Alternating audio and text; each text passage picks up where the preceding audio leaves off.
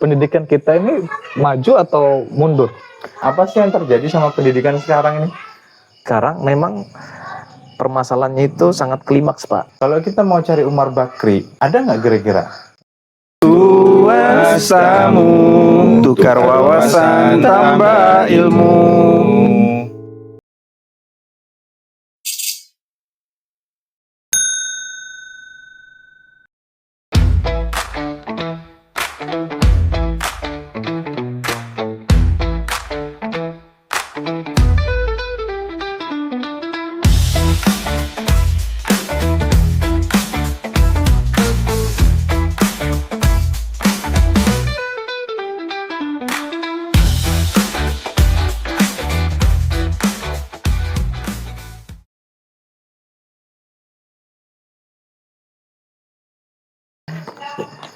Oke, malam ini kita kembali.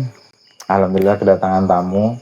Kita sesinya malam ini sesi cerita tamu. Oke. Ya, cerita tamu.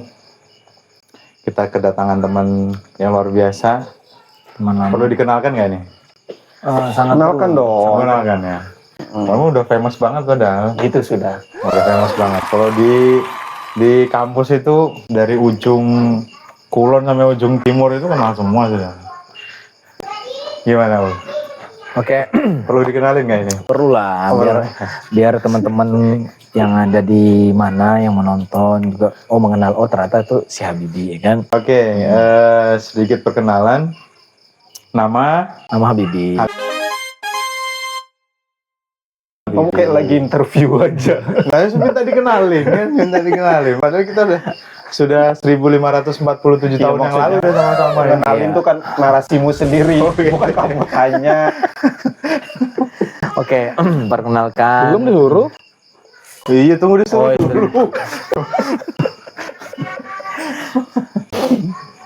Iya, teman kita ini teman lama, sama-sama perjuangan juga dari lama. Alhamdulillah sudah sukses sekarang ya. Alhamdulillah. Mas dijawab. Amin. Mudah-mudahan. Intinya sekarang bergerak di pendidikan ya. Iya, pendidikan, konsennya pendidikan, ekspertis, bisa dianggap ekspertis di pendidikan. Sedikit. Banyak lah. Masih banyak kurangnya. Banyak kurangnya. Lebihnya lebih banyak. Enggak, masih banyak harus dipelajari. Masih banyak harus belajar ya. Ya, karena memang orang pintar itu kan nggak ada sebenarnya. Yang ada orang bodoh yang masih terus belajar. Kalau sudah pintar selesai udah nggak mau belajar lagi deh. Luar biasa. Nih saya menerjemahkan. Saya menerjemahkan dari bahasa beliau ini. baru pembukaan. Jadi meskipun doktor, profesor tetap belajar karena belum merasa pintar. Ya, alhamdulillah sekarang doktor kandidat ya. Insyaallah Mudah-mudahan. Kita doakan sama-sama disertasinya cepat selesai. Sudah setengah jalan ini kan. Insyaallah mudah-mudahan. Sisa setengahnya mudah-mudahan jalannya cepat juga. Iya. Mudah-mudahan. Jadi satu kebanggaan juga punya teman dokter kandidat ini kan. Ya, terima kasih, ini juga berkat dukungan teman-teman semua karena saya juga diberkahi dengan orang-orang yang di sekeliling saya itu yang sangat berkompeten. Jadi saya itu merasa termotivasi, orang-orang hebat ya. Salah satunya kalian ini. Dan salah satunya juga teman-teman yang ada di On Channel ini. Luar biasa. Kita nggak pernah pakai bahasa itu ya. Jadi banyak bahasa baru malam ini. Jadi kesibukan apa, Pak? Karena sudah terlanjur di dalam dunia pendidikan, pasti nggak jauh-jauh tuh dari di bidang pendidikan, mengajar anak-anak. Ngajar di mana nih? Mengajar di sekolah dasar. Sekolah dasarnya di? SD Muhammadiyah 1 Samarinda. Teman-teman yang ada di rumah, anak-anak murid saya itu harus nonton ya. Ini yang harus nonton ini. Murid-murid saya nanti akan saya arahkan, saya suruh dia subscribe ya. Subscribe ya. Oke, SD Muhammadiyah 1 ini lumayan ini ya, favorit ya di Samarinda. Salah satu sekolah yang diunggulkan. Di Samarinda khususnya. Jadi pembahasan mungkin pertama begini, aku cerita dulu karena kita bicara pendidikan ya. Kegelisahan karena kan aku pribadi punya anak yang paling gede ini sekarang sudah di SD juga. Sebenarnya pendidikan sekarang itu apa ya? Apa sih, paling mungkin gampangnya gini, apa sih yang terjadi sama pendidikan sekarang ini? Karena aku pribadi tuh ngeluhnya tuh begini, kalau di pendidikan sekarang itu. Orang tua tuh terlalu sering dilibatkan sama tentang pendidikan anak ini. Sedikit-sedikit orang tua lah, sedikit-sedikit orang tua lah. Kegiatan apa orang tua, nggak apa-apa orang tua. Memang gitu kan atau gimana? Sebenarnya itu sesuatu keniscayaan tuh bahasanya. Sebuah pendidikan harus melibatkan yang namanya peran rumah tangga, ya kan? Nah, peran rumah tangga itu ya kita sebagai pendidikan yang di informal, yaitu keluarga, itu menjadi center daripada sebuah pendidikan. Kalau sebagus-bagusnya pendidikan, sehebat-hebatnya gurunya, tapi tidak didukung oleh, tidak disupport oleh yang Orang ada di tua. rumah tangga, yaitu orang tua, ya dia akan mengalami Tapi di zaman kita dulu kan nggak gitu. Orang tua itu nggak terlalu dilibatkan sama kita di Pihak sekolah. sekolah. Ya kan? Dulu kan gitu ya. mungkin ya, Paling ke sekolahan itu orang tua aku paling ngambil rapot. ya benar. Kadang malah nggak Ya, kalau sama, ada sama. masalah. Ya. Alhamdulillah nggak pernah ya. Alhamdulillah nggak pernah ya. Saya ada pernah dapat surat cinta tuh dari sekolah waktu SMA. Cinta dari pacar kan? Ya, dari sekolah. Oh, coba. Jadi Saking cintanya itu. makanya ya. terus belajar karena merasa ada mengalami masa-masa SMA yang kurang bahagia di dalam dunia pendidikan, makanya sampai sekarang juga ya untuk menebus kesalahan saya itu saya terus belajar khususnya di dunia pendidikan. Nah, jadi kalau ditanya tentang saat ini ya memang tantangannya adalah peran orang tua itu sangat center sekali gitu. Nah, kalau di era kita orang tua tuh hanya diundang saat rapat orang tua atau enggak pengambilan rapot, tapi sekarang memang permasalahannya itu sangat klimaks, Pak. Kenapa? Dunia pendidikan, khususnya di tenaga pendidik itu sangat membutuhkan bantuan yang namanya orang tua. Karena ya dengan segala keresahan yang apa sih yang sekarang tuh keresahan anak orang tua keluhkan kepada anaknya, paling nggak jauh tuh, yaitu masalah digital. Ya digitalnya tidak digunakan secara benar. Ntar dulu, kita potong dulu. Oke. Sebelum kita terlalu jauh. Tadi kan kamu bilang begini, bahwa dunia pendidikan sekarang itu membutuhkan banyak peran dari orang tua. Padahal dulu enggak. Apakah pendidikan sekarang itu mengalami penurunan sehingga membutuhkan orang tua untuk membantu pendidikan atau gimana? Kalau dibilang penurunan, setiap zaman kan tantangannya berbeda-beda, Pak ya. Ya jadi penanganannya juga beda-beda. Kalau sekarang itu kan peran aktif daripada orang tua juga kita butuhkan. Saya sebagai guru nggak bisa sehebat-hebat saya di kelas, saya nggak mungkin hebat kalau tanpa ada dukungan daripada orang tua di rumah. Misalnya saya menyuruh anak itu sholat aktif, sholat duha, sholat sunnah di sekolah itu dijalankan. Tapi ketika dia pulang, orang tuanya dengan kesibukan yang ada, apalagi di daerah urban Samarinda yang orang tuanya mama bapaknya seorang pekerja, pulang kerja dia tidak aktif dalam memerhatikan perkembangan anaknya, itu kan jadi masalah, Pak. Tapi kalau ada orang tua yang walaupun dia pekerja, dia tetap aktif untuk memperhatikan pendidikan anaknya, itu akan semakin mudah.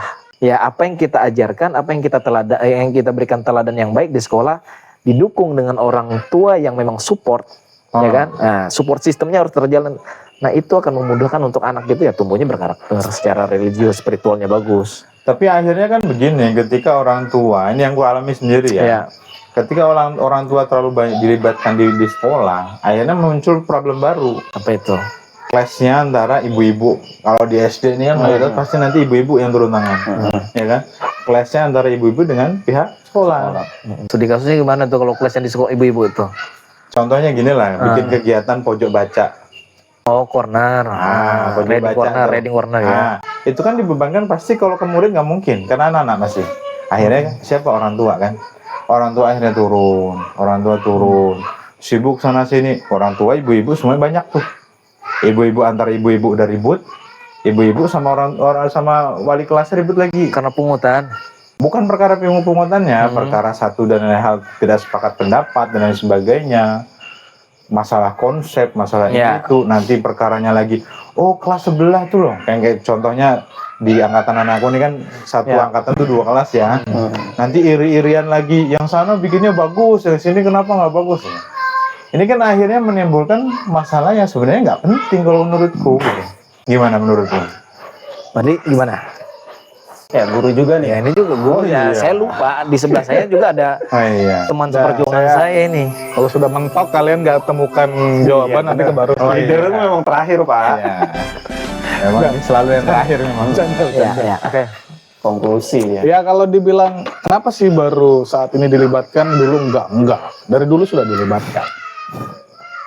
Orang tua itu sudah dilibatkan dari dulu, makanya ada komite. Jadi sekolah itu nggak bisa berdiri sendiri. Ada namanya komite, ada namanya masyarakat.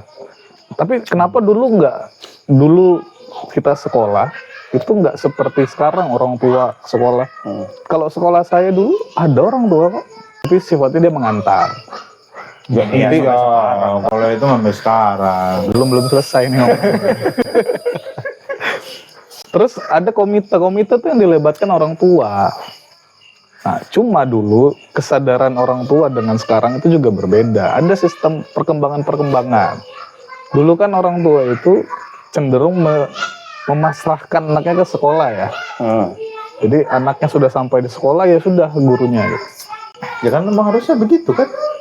Kemudian nanti gurunya misalnya nyubit. Dulu kita masih dapat ya masa-masa kita. Nyubit, dipukul.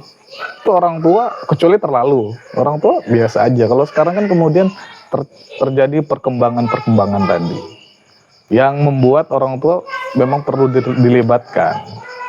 Dan memang sebenarnya dari dulu, bukan baru sekarang. Dari dulu sudah dilibatkan kok. Iya, keterlibatannya orang tua itu Nggak kan semasif. dulu kan nggak kayak sekarang. Mungkin gitu. karena ini faktor komunikasi juga. Alat komunikasi dulu kan terbatas tuh. Oh sekarang sudah ada WA, bikin grup buat komite sendiri. Iya, grupnya banyak banget lagi. Grupnya banyak banget lagi, dikit-dikit. Kalau dulu ya jelas sih pasti susah banget orang tua untuk ikut andil juga. Ya karena tadi keterbatasan komunikasi. Iya, tapi kalau menurut kamu nih, bagus mana antara pola yang dulu, yang orang tua itu tidak terlibat terlalu banyak, sama sekarang yang orang tua terlibat terlalu banyak? Kalau ditanya soal bagusan mana, dua-duanya bagus pasti ya. Karena sesuai dengan kondisinya. Nah, masalah yang di lapangan misalnya antara orang tua murid ada gesekan itu sesuatu yang lumrah. Sebuah keniscayaan memang ada masalah, tinggal bagaimana peran daripada seorang pendidik itu tadi. Ya, dia tetap menjadikan anak didik itu sebagai center. Ketika ada gejolak-gejolak di lingkaran keduanya itu yaitu orang tua, yaitu bagaimana seorang pendidik itu lagi tetap fokusnya. Tapi kalau gesekan itu terjadi untuk kemajuan, untuk demi anak-anak, saya kira itu nggak masalah. Tapi misalnya kalau ada masalah yang di luar pada konteks center anak didik, nah itu jadi masalah tuh. Ya perlu melibatkan yang mana pimpinan sekolah. Ya kan, misalnya terjadi pungutan liar, misalnya ada kasus di lapangan pungutan liar, itu nggak boleh setiap sekolah. Apalagi meminta untuk pengembangan penghiasan kelas atau hiasan itu macam-macam lah. Nah itu tidak boleh dimiliki karena kita di SD kami misalnya itu nggak boleh sama sekali. Tapi misalnya kalau ada dari luar orang tua itu berinisiatif membantu, nah itu di luar paksaan kita itu boleh. Tapi kita tidak meminta, ya. Nah itu masalah kasus yang biasanya yang kita hadapi ya. Tapi kalau gesekan untuk kemajuan untuk anak didik ya nggak masalah. Orang tua saya yakin lah kalau memang dia terjadi ada clash misalnya, tujuannya sama itu. Ya, tujuannya sama. Aku melihatnya malah begini. Kenapa aku sedikit kurang sepakat ya dengan pola yang sekarang ya? Karena akhirnya apa? Akhirnya itu muruah seorang guru ini nggak terjaga. Apa bagaimana? Muruah, kehormatan seorang guru ini nggak terjaga. Oke. Ketika orang tua ini terlalu banyak dilibatkan ke dalam, akhirnya saking seringnya ketemu kan, saking seringnya komunikasi, akhirnya ada 1-2 hal kekurangan dari guru ini yang akhirnya wali murid ini tahu, dan situ ya akhirnya menimbulkan kehormatan guru ini itu akhirnya menurun. Kalau menurutku itu yang kurang sepakat. Kalau saya menilainya kalau dikatakan turunnya kehormatan atau wibawa daripada seorang pendidik itu lagi-lagi peran kualitas ya, kualitas daripada seorang pendidik itu tadi. Kalau menurut saya ya memang sejauh ini tantangan terbesar di Indonesia kita memang kualitas pendidik itu masih kurang. dengan jumlah 280 penduduk itu dengan jumlah 3 juta 280 juta jiwa ya kurang lebih ya. jumlah dengan jumlah pendidik kita itu ada 3,5 juta Se-Indonesia. se-Indonesia itu. Itu all jenjang ya, semua Jenjang, semua jenjang. Oke. 3,5 juta tuh. Nah, cuma yang jadi permasalahan adalah sebanyak itu apakah berkualitas apa tidak? Gurunya. Ya. Oke. ya. Nah, ini sebenarnya kalau menurut saya kenapa tidak Indonesia tuh menghadirkan tuh memberikan sebuah terobosan terbaru, mengeluarkan anggaran memang untuk mencetak guru terbaik ya. Ya, anggaplah kita dengan 3,5 juta itu mencetak 100.000 guru tuh. 100.000 guru kalau kalau kita melihat anggaran Indonesia itu mampu kita, Pak. Anggap aja kita satu guru tuh satu bulan 50 juta. Kenapa enggak mampu? Pasti mampu, Pak. Gajinya ini. Iya, Oh, oke. sangat mampu sekali. Cuma masalahnya mau enggak Indonesia itu memberikan kesejahteraan yang segitu. Sedangkan kalau kita lihat negara sebelah kita sudah 40 30, kalau kita di bawah UMR, Pak. Ya kan? Itu fakta yang ada di lapangan bahwa salah satu jalan untuk meningkatkan kualitas guru itu adalah meningkatkan kesejahteraannya, tentu dengan seleksi yang ketat. Tapi gaji DPR kita tinggi loh. Nah, itu tadi. Apa itu? Gaji DPR kita tinggi di dunia. Sama itu tunjangan loh ya. Itu lagi dibahas itu. Makanya Ya. kalau misalnya gini, guru itu kan bukan pilihan utama bagi anak generasi sekarang ya. Ya, tentu. Ya kan? Tentu kan. Ketika saya di SD hampir 10 tahun, hampir setiap tahun saya menanyakan apa cita-citanya. YouTuber. Nah, banyak gitu. Ya kan? Gamer. Ya, gamer, YouTuber paling banyak gitu. Guru mungkin 1-2 orang, Pak. Karena memang dia melihat itu guru itu bukan profesi yang elit di Indonesia ya. Nah, stigma ini yang harus kita bongkar itu. Nah, mindset yang seperti ini harus kita ubah. Yang bagaimana kalau mau lihat pendidikan maju, pasti negaranya maju. Contohnya Singapura. Itu Pak, orang itu bisa belok gitu. Misalnya ditawarkan 2 profesi. Dia diterima dikerja di Google misalnya. Atau dari guru. Dia pasti belok gitu. Belum tentu dia akan mau nerima di Google. Pasti ada pendidik. Karena di Singapura tuh mindset orang itu pendidik itu adalah profesi yang sangat elit gitu. Nah, kalau kita memandang pendidik kita di Indonesia dengan gajinya di bawah UMR, itu masih profesi yang sulit, Pak. Makanya yang sering saya katakan pada teman-teman sekalian kan, guru itu profesi yang sangat tinggi itu, profesi yang sangat tinggi dalam melakukan pinjaman online. Pinjol ya. Ya, bagaimana pendidik itu mau fokus ngurus anaknya, sedangkan dia pulang sekolah dia ngurus pekerjaannya lagi, dia jualan ini, dia jadi nggak konsen. Tapi ketika negara hadir untuk mensejahterakan gurunya, saya yakin tuh misalnya 50 juta 1 bulan, nggak mikir dia tuh Pak, dia fokus itu ke anak didiknya. Kalau dengan anggaran 280 sekian triliun itu betul-betul terserap ya. Oke. Nah, Ini itu aku tiap tahun tuh naik gitu. mau nanya nih. Ya. Bukannya 700 sekarang.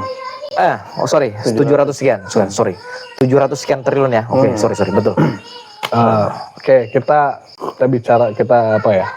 Kalau masalah anggaran tadi, kesejahteraan guru sepakat lah. Tapi kira-kira ada nggak problem lain yang melatar belakangi? Atau saya tanya dulu gini deh, pendidikan kita ini maju atau mundur? Atau stuck aja Kalau ditanya pendidikan kita tuh dibanding negara lain? ya, kalau ditanya maju apa mundur, sebenarnya kita maju, Pak. Cuma pergerakannya tuh tidak secepat negara-negara yang ada di sebelah. Faktornya apa ini? Kalau Nah. kalau tadi kan dibahas tentang anggaran, tentang kesejahteraan, kita sepakat itu sangat penting. Selain itu kira-kira faktornya apa? Banyak, Pak. Kalau di Indonesia tuh dengan pertama jumlah penduduk, terus negara kita ini kan negara kemaritiman ya. Ya. Itu juga menjadi tantangan. Nah, kalau kita mau apple to apple dengan negara yang lain, kita nggak bisa menyamakan kita dengan Singapura. Karena dia dengan jumlah penduduk yang sekian, kita nggak bisa. Kecil ya. Ya, kecil. Singapura kecil. Contohnya aja negara kepulauan di daerah Eropa tuh apa ya? Finland, Pak. Kalau nggak salah itu, kalau nggak nanti koreksi ya, Finland dia itu negara kepulauan juga. Tapi memang jumlah penduduknya, tapi dia mampu. Dia tuh negara Eropa di daerah bagian Skandinavia yang dulunya pernah punya masa kelam waktu itu, dengan negara yang dijuluki dengan negara yang tidak bahagia, sekarang menjadi negara bahagia. Itu di mana? Karena pendidikan. Jepang kita ya ini antum lebih tahu masalah sejarah 1945 Jepang itu hancur luluh lantak, tapi ketika dia mau membangun negaranya apa yang dicarinya kan pendidikan, Guru ya. itu jelas. Nah kita harus hadir juga sebenarnya. Permasalahannya adalah ketika guru itu tidak mencintai profesinya itu akan menjadi sulit. Coba kita tanya, saya atau enggak teman-teman angkatan lain, ketika semua yang profesi yang polisi, dokter, pilot kita nggak capai itu nggak berhasil, maka gurulah pilihan terakhirnya daripada saya kerja di buruh. Oke, sekarang gini. Ya kan? Berarti Akhirnya belum saya potong. Akhirnya sorry. akhirnya ya dia pertama tidak mencintai pekerjaannya, dia tidak mencintai profesinya itu. Tapi beda misalnya dengan dia melihat ada keteladanan dari keren banget Pak Fadli ini, keren banget Pak Fadli ini. nyata. Aku pengen jadi Pak Fadli, gaya ngajarnya oke, ya kan? Itu masih belajar. Misalnya gaya ngajarnya oke, aku pengen jadi kayak Fadli. Pasti dia akan jadi guru yang hebat. Itu asal circle-nya juga bagus ya, orang tuanya mendukung, komunitasnya juga mendukung, itu pasti yang jadi yang baik. Oke, tadi berarti saya nangkap selain dari tunjangan uang itu ya, ada tentang pendidiknya, tentang guru. Kan pemerintah saat ini juga enggak diam menurut saya. Ada namanya bimbingan-bimbingan ya, PPG. Ada juga pelatihan-pelatihan yang diberikan kepada guru. Sudah maksimal enggak itu? Karena ya kita lihat di lapangan ya, ini real-realan aja. Ketika PPG, seorang guru tuh PPG yang diincar itu ilmunya atau kenaikan tunjangannya? Ya, kalau adanya sertifikasi, contohnya PPG itu itu salah satu bentuk negara tuh hadir ya, hadir untuk mensejahterakan tenaga pendidiknya. Cuma kalau dikatakan maksimal ya belum maksimal. Kenapa faktornya? Ya kalau dikatakan belum maksimal, berapa sih yang diterima? Ya, kalau kita mau menuju Indonesia 2045 yang emas katanya, nggak maksimal Pak. Kita lihat Malaysia aja yang hampir sama kita, itu sebulan sudah 20-30 juta Pak. Makanya kalau kita ke sana hampir tidak ada tuh guru tuh naik motor Pak. Karena di sana tuh karena nggak ada naik motor, jarang ada tapi paling banyak tenaga pendidik Malaysia itu naik mobil. Kenapa? Pajaknya juga murah Pak. Nah, pajaknya kalau di search aja nanti itu perbandingan pajak kita tuh sama Indonesia, Malaysia sama Indonesia itu masih jauh. Malaysia itu sangat rendah sekali. Jadi menurut saya harus dimaksimalkan lagi. Aku punya pertanyaan begini, lebih aplikatif lagi lah. Lebih dalam lagi nih, lebih dalam. Seandainya pun kita bicara seandainya, guru Indonesia sekarang dikasih gaji 50 juta. 20 juta, 30 juta atau 50 juta sebulan. Apakah kemudian itu bisa menjamin saya yakin perbaikan pendidikan dengan seleksi yang ketat pastinya ya. Iya dong. Harus dengan ketat. Jadi dengan jumlah 3,5 juta itu tidak masa jumlah sebanyak guru itu tidak bisa menghadirkan 100.000 yang potensial. Profesional jadinya ya, dia lebih saya profesional. Ya kan kalau 35 juta yang ada sekarang, terus kemudian 35 juta ini dinaikkan semua atau gimana? 3,5 juta. Sampai 4 juta lah. 3,5 juta. Digaji 50 juta semua atau direkrut ulang? Gimana? Iya, rekrut ulang Pak. Kita lebih aplikatif nih sekarang. Nggak bisa kita mengandalkan guru-guru yang sudah 40 up ke atas Pak. Kita harus menghadirkan, melahirkan guru-guru yang baru Pak. Karena aku ngeliatnya begini, ini mohon maaf ya, ini kan guru dua-duanya. Anda saya lain guru. YouTuber. Katanya guru kehidupan katanya kan. Dia shifu. Karena kan aku melihat begini, yang kurang sekarang dari guru itu mohon maaf ya, itu keteladanan itu tadi. Betul. Role model ya. Bukan perkara tentang ilmu. Kalau ilmu semuanya pinter. Kita nggak perlu meragukan itu. Tapi perkaranya adalah keteladanan. Kalau kita mau cari Umar Bakri, ada nggak kira-kira? Umar Bakri ada dulu gitu harusnya kan. ada sih. Ya kalaupun ada kan nggak banyak gitu. Dari 3,5 juta itu ada berapa kan gitu. Nah itu Turi Handayani itu. Gimana itu? Iya, kalau dibilang Apa ada pasti istilahnya? ada Pak. Harus ada. dan harus diadakan oleh negara. Enggak, kita bicara aplikatif sekarang Iya. gitu loh. Harus ada, memang ada Pak. Memang Ya, saya kalau yakin. ya kalaupun ada dari 3,5 juta cuma berapa kan gitu. Nah makanya kalau dipresentasikan dengan 280 juta sekian penduduk kita nggak bisa melahirkan hanya 15.000 guru, nggak bisa. Nah misalnya 100.000 guru dikalikan dengan, nanti hitung-hitungan matematika lah, dengan jumlah anggaran yang ada mampu Pak. Lalu guru yang hebat-hebat ini jangan berada di satu titik urban saja. Dia harus disebar, khususnya di daerah 3T itu tadi. 3T. Terdepan, terpencil, terpinggir itu harus disebar. Masalahnya kan guru-guru hebat itu dia realis Pak. Dia nggak mau tuh dengan kualitasnya hebat dibayar dengan kecil, ditaruh di pinggir. Dia pasti ke kota. Kita Indonesia mau maju. Bagaimana mau ceritanya maju kalau di pinggiran masih seperti keadaannya begitu? Makanya itu solusi yang menurut saya sangat konkret dibanding harus memberikan program laptop Chromebook itu tadi. Menurut saya. Dari putus. Nah, dari putus kan, makanya itu jelas karena pakai SDM dulu Pak. Udah pakai rompi udah. Udah. Tapi bermanfaat sekali. Bermanfaat. Iya, kalau bermanfaat di daerah urban iya Pak. Iya, Tapi benar. kalau ada terjadi tidak maksimal misalnya. Nah, Karena Chromebook ini kan Itu butuh masalah. akses internet kan. Nah, itu banyak permasalahan. Nah, itu nggak apa-apa lah. Ya kita harus berbenah gitu. Di tahun 80 tahun ini masa sih kita begini?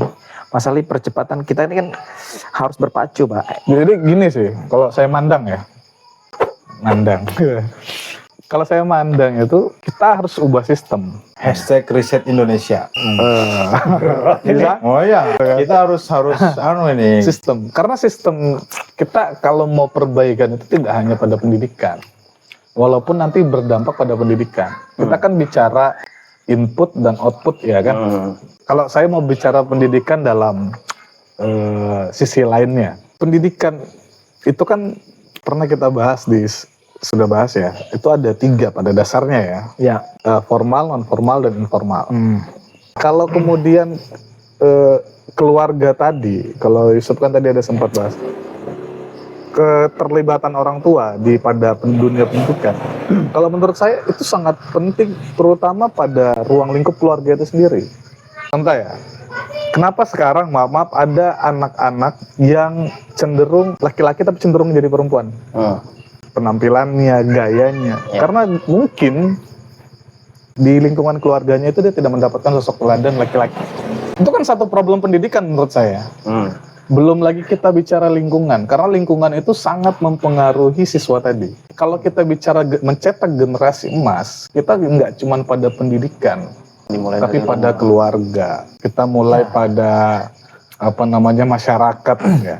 Kita mulai pada bagaimana negara itu bisa mengatur teknologi saat ini, internet saat ini, buat sistem bagaimana yang membuat ada diatur lah gimana baiknya. Ya, cuman kan begini, sorry ya. Oke.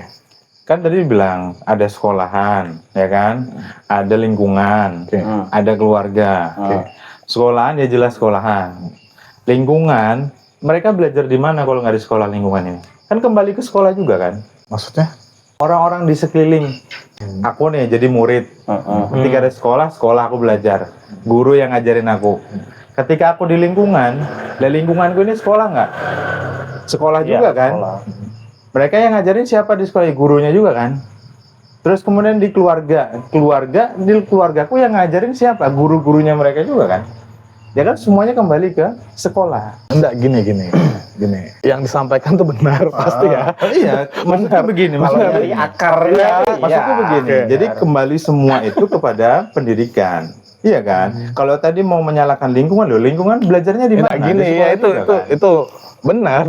Kalau kita kaitkan begitu akan terkait-kait tuh. Iya. Tapi maksudnya gini, pendidikan pertama itu diperoleh di rumah. Iya, Betul. Benar kan? Betul. Sebelum Orang tua dia belajarnya di mana?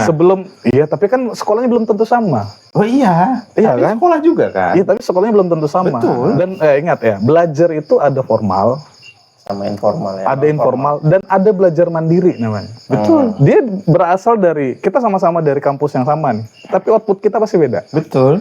Ya kan? Itu yang namanya, nggak mesti sekolahnya yang salah. Enggak, ini enggak nyalakan sekolah. Iya, makanya itu pengaruh tadi loh. Pengaruh tadi itu, ternyata kita sama-sama demand misalnya. Tapi demand itu kita beda jurusan. Kan beda juga loh. Betul. Teman yang kita bergaul beda juga. Bahkan gurunya juga Beda. Beda. Nah makanya saya bilang kalau dikaitkan begitu tetap terkait. Cuma nggak bisa serta-merta dikaitkan pasti di sekolah, enggak gitu juga. Karena sekolahnya bisa jadi berbeda. Gini, mungkin ini mungkin saran ya buat pemerintah kita, mungkin bisa nggak diadakan pendidikan atau pelatihan untuk menjadi ibu. Nah ini Nggak ada nih sama sekali. aplikatif sekali nih. Pendidikan untuk menjadi itu biasanya KUA itu di awal tuh ya. Nggak seanu sampai ke itu. situ. Sampai ya. Kan pendidikan pernikahan aja, maksudnya pendidikan menjadi ibu, bagaimana dia mencetak karakter anak ini. Al-Um itu madrasatul ula ya. Nah. Gitu. Ya itu yang tadi Yusuf sampaikan. Terus ketika orang tua punya standar TikTok misalnya, standar Korea, apa yang terjadi kira-kira? Dia akan membawa anak yang seharusnya anak kecil tadi, dia bisa gunakan pakaian-pakaian yang lumrah dia sebagai anak kecil. Betul. Tapi kemudian dibuat kayak berpakaian Korea. dewasa gitu. Ya. Iya. Itu kan menurut saya berpengaruh. Nah itu gimana pandanganmu tadi? Ya lagi-lagi itu lagi PR utamanya kami di dunia pendidikan ya. Kalau misalnya ada anak yang dibesarkan dari keluarga yang seperti itu ya hadirnya sekolah pendidikan untuk meluruskan kembali dengan pendekatan-pendekatan budaya kita yang original Indonesia itu seperti apa sih? Ya. Nah permasalahannya kan anak-anak kita tuh cenderungnya tidak mengadopsi nilai-nilai budaya yang ada di Nusantara ini, di Indonesia. Dia lebih kepada mengikuti tren-tren yang ada, dan itu juga didukung oleh orang tua. Orang tuanya yang gemar Korea ya anak-anaknya juga ikut-ikutan sampai berpakaian pun dengan gaya-gaya Indonesia, gaya-gaya Korea, dan itu kita ya harus bekerja keras sebenarnya di dunia pendidikan di sekolah. Bagaimana bahwa kita mengenalkan budaya kita lebih apa ya? Lebih kaya daripada budaya-budaya, lebih keren lah bahasanya itu. Cuma ya masalahnya adalah ya banyak sekali itu tantangannya ya di digitalisasinya anak-anak itu kan banyak melihat tontonan-tontonan yang tidak selayaknya ditonton. Kurangnya tontonan-tontonan yang beredukasi, khususnya dengan tayangan-tayangan yang ada di culture Indonesia itu tersendiri. Nah, saya sendiri misalnya begini, TikTok, Instagram bagus, tapi dibagi usia kita tuh bagus kan. Tapi ketika itu diserahkan kepada dunia pendidikan yang elementer, anak SD, itu mereka tidak bisa yang membedakan yang mana negatif, mana positif. Jadi tren. Ya kan? Saya nggak menyalahkan anak-anak kalau menonton YouTube, nonton TikTok, asal itu bermanfaat, itu pun dia terbatas. Daya bacanya itu terbatas. Kayak kita nih nonton podcast gitu. Yang kita nih tampil di podcast, ditonton sama viewer kita. Mereka kalau melihat kita nggak cukup Pak. Karena apa yang kita sampaikan adalah apa yang kita baca kan. Nah itu lagi-lagi pentingnya untuk meningkatkan literasi. Nah sekarang kan permasalahannya literasi kita rendah Pak. Skor PISA kita juga rendah. Nah tinggal bagaimana kita menanamkan kecintaan, bagaimana ilmu membaca, gemar membaca. Nah itu tantangan kita.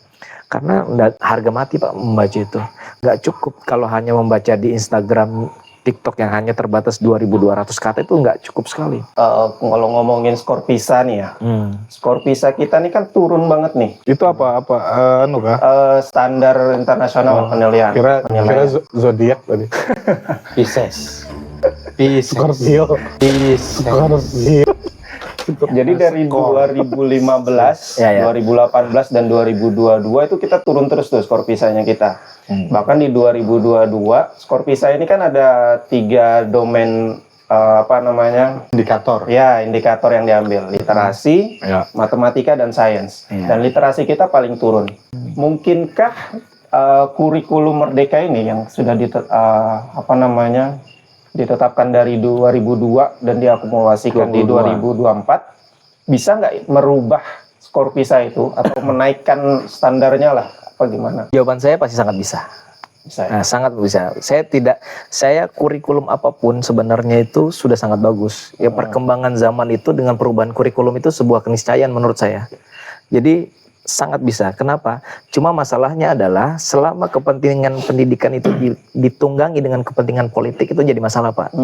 Ya kan? Benar. Maunya adalah orang-orang elit di atas itu betul-betul hadir, orang-orang betul-betul memikirkan pendidikan tanpa ada unsur kepentingan politiknya. Nah, yang maksudnya jadi kepentingan politik itu adalah ketika orang yang di atas sana duduk di pendidikan tapi dia ditunggangi dengan kepentingan politik itu jadi masalah. Kurikulumnya sudah bagus. Cuma sampai ke bawahnya ini sampai apa tidak? Sampai bawah ya, gitu. ya, misalnya kita diberikan pelatihan kurikulum merdeka atau enggak sekarang deep learning. Apakah pertanyaannya itu adalah apakah pelatihan sekali 2 kali itu cukup guru itu menguasai? Kan tidak.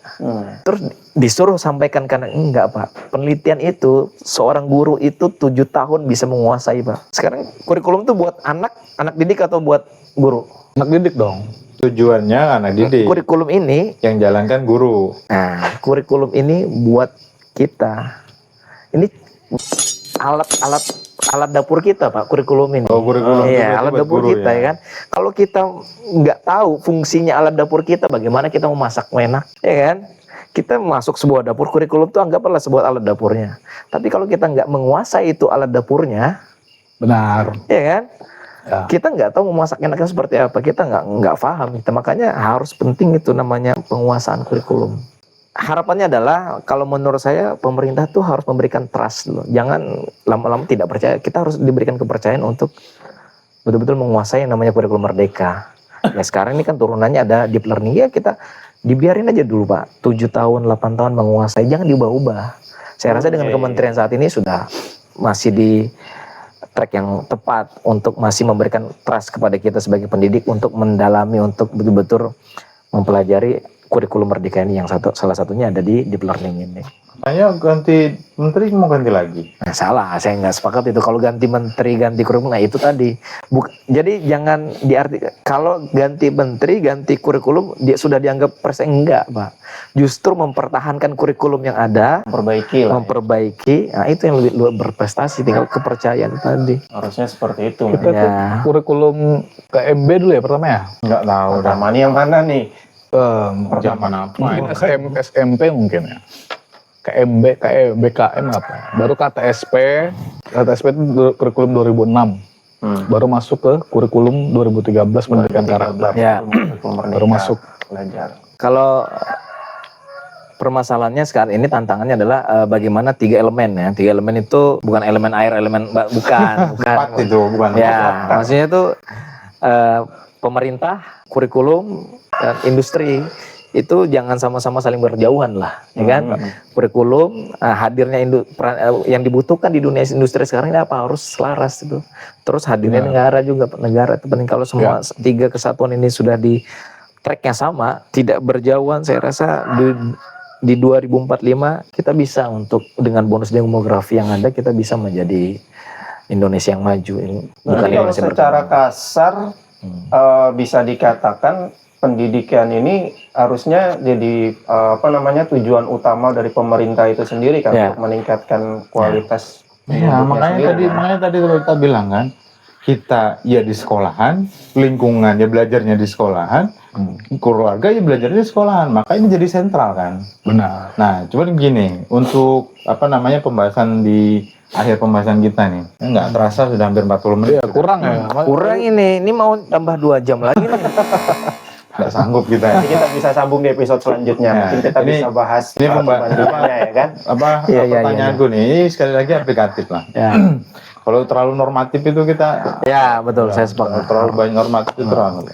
Kita beberapa waktu yang lalu ada fenomena yang luar biasa di Indonesia. Betul. Ada demo. Kalau demo kita biasa. Yang nggak biasa ini penjarahan. Apa yang menurutmu salah dari pendidikan kita kalau kita sangkutkan dengan fenomena itu? Itu. Terus juga ada tokoh ya berpendapat, sebut aja ya namanya nggak apa-apa ya. Coba. Kang Deddy Mulyadi. Nah, jadi salah satu statementnya beliau itu mengatakan bahwa memang orang Indonesia sekarang tuh mentalnya mental korup. Itu tidak cuma dari satu lini, semua lini. Benar. Lini bawah sampai lini atas itu mentalnya ada mental korup. Rakyat hari ini adalah rakyat tahun ini yang karakternya sama dengan kita, sama buasnya, kadang sama serakahnya, cuma beda tingkatan kekuasaannya. Kenapa? Karena saya hidup dengan mereka, saya tahu karakter mereka. Jadi sifat koruptif, sifat nepotisme bukan hanya milik politisi kayak Deddy Mulyadi, nggak usah nunggu orang lain, tetapi juga rakyat juga punya karakter itu. Kira-kira nih menurutmu sebagai orang yang bergerak di pendidikan, apa yang salah kalau kita sangkutkan dengan pendidikan kita? Apa yang salah dari pendidikan kita kalau sampai bisa terjadi begini? Ini kan berarti tentang pendidikan mental ini. Ya, tentang pendidikan mental, tentang pendidikan tauladan tadi. apakah guru-guru sudah berhasil memberikan tauladan atau belum? Nah, kira-kira gimana? Kalau melihat dari kasus yang kemarin-kemarin yang saat ini memang lagi ramai ya memang itu adalah sebuah kemirisan kalau saya ya. Mau dari ya miris sekali, saya sangat menyayangkan. Tapi ya kalau dari lagi-lagi pendidikan Pak. Ya itu makanya. Ya mau dari atasnya mau sampai bawahnya mempunyai mental korup sama. Yaitu kenapa? Karena pendidikan kita sampai dengan saat ini belum hadir menyentuh di dalam tujuan daripada pendidikan itu tadi. Tujuan pendidikan itu apa? Bukan hanya untuk membuat orang pintar kan tidak. Tidak cukup, tapi diawali dengan integritas itu tadi. Kejujuran. Kita misalnya perbandingan negara-negara yang maju, kita kan keinginannya Indonesia yang negara berkembang ini maunya menjadi negara maju kan? Ya Kak, kita lihat negara maju itu kalau dia menyampaikan aspirasinya seperti apa tuh? Pernah nggak dia merusak fasilitas umum? Nah, Finland contohnya. Finland itu dengan pendidikan terbaiknya, dengan negara yang terbahagianya, pernah melakukan uji kejujuran masyarakatnya. Ketika dia taruh dompet, hampir 99% mengembalikan itu dompet kepada yang memilikinya. Itu contoh sederhana. Ya karena kenapa seperti itu? Ya pendidikannya berhasil Pak. Karena yang ditanamkan itu adalah bagaimana anak-anak itu ditanamkan dari sejak awal itu anak-anak yang untuk menjadi yang berkarakter, yang berintegritas, yang jujur. Ya sama di Jepang. Jepang itu 2-3 tahun yang digodok itu anak-anaknya harus beretika, beretitude, berkarakter itu terus. Tapi kalau kita kan sudah ini banyak beban sebenarnya. Ini juga PR bagi kita di pemangku kebijakan pendidikan sekarang. Ya ilmu pengetahuan itu sebuah penting.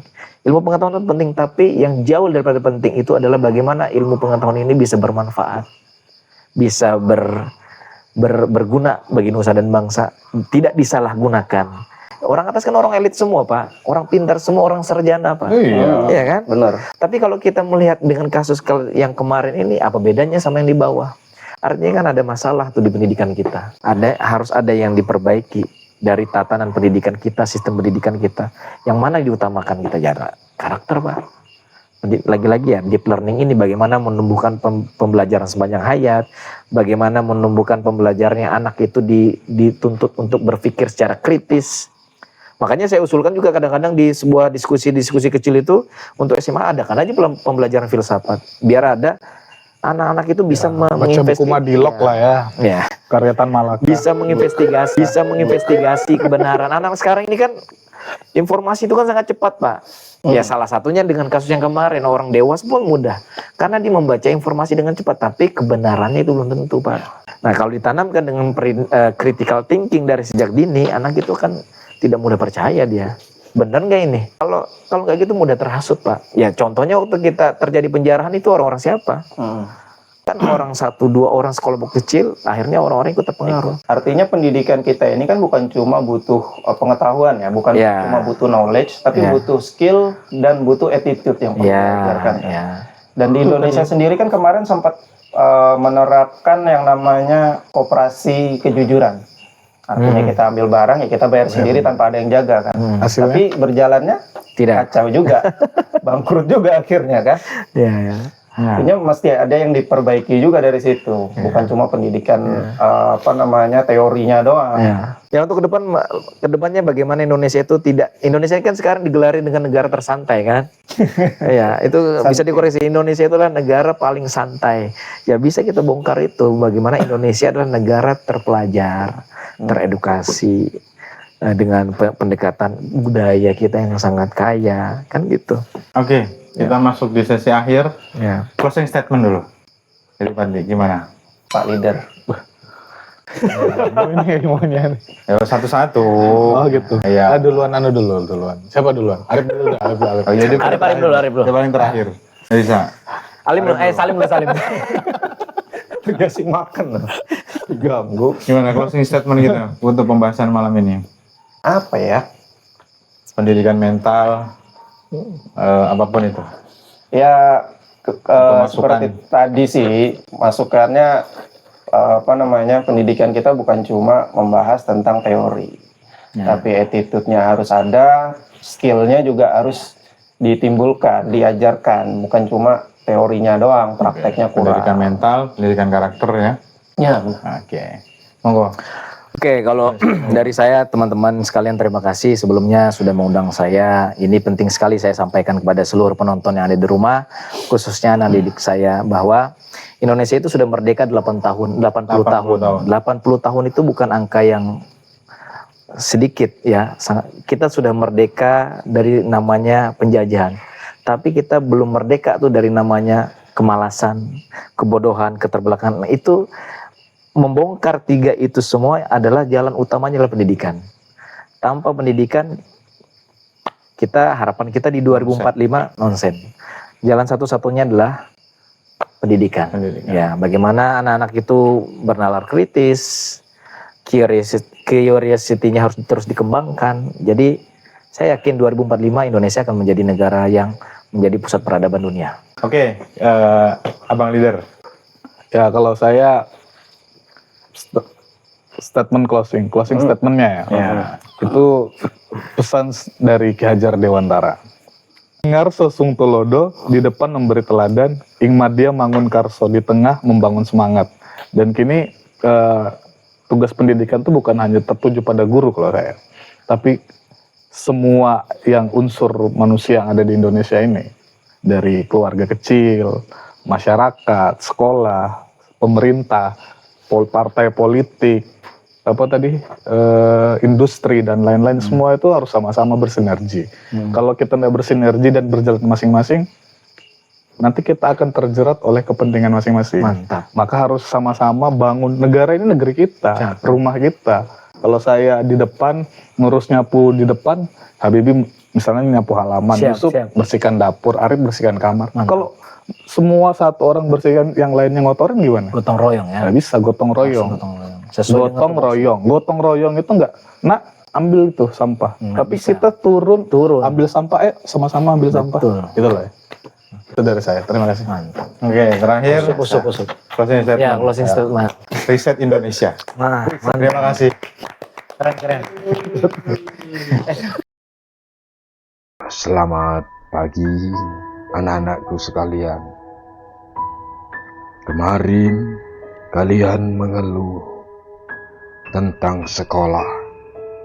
Kalian bilang lelah, banyak PR, banyak aturan. Anak-anakku, jangan kamu kira pendidikan hanya soal angka di rapor. Nilai bisa pudar, tetapi ilmu akan selalu menjadi cahaya yang menuntunmu seumur hidup.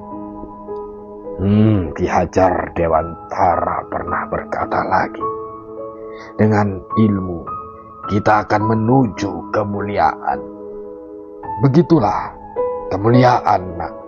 Bukan kekayaan semata, bukan pangkat atau jabatan, tetapi hati yang berilmu akan tahu jalan kebaikan.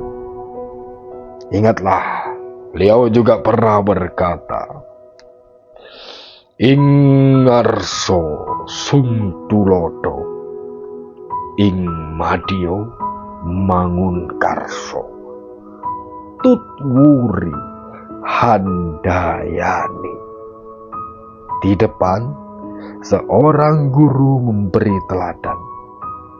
Di tengah, ia membangun semangat. Dan di belakang, ia memberi dorongan. Begitulah pendidikan.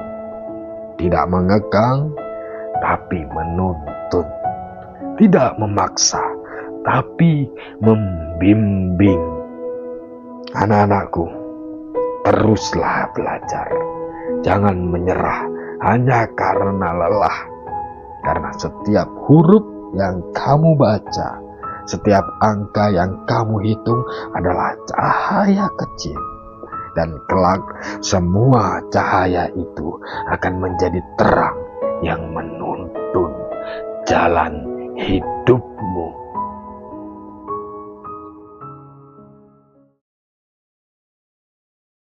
Anu bukakan Pang, tuturi handayani. Lupa aku bahasanya. Dekat nanti bisa dekat ya. Tapi kok di namanya nyari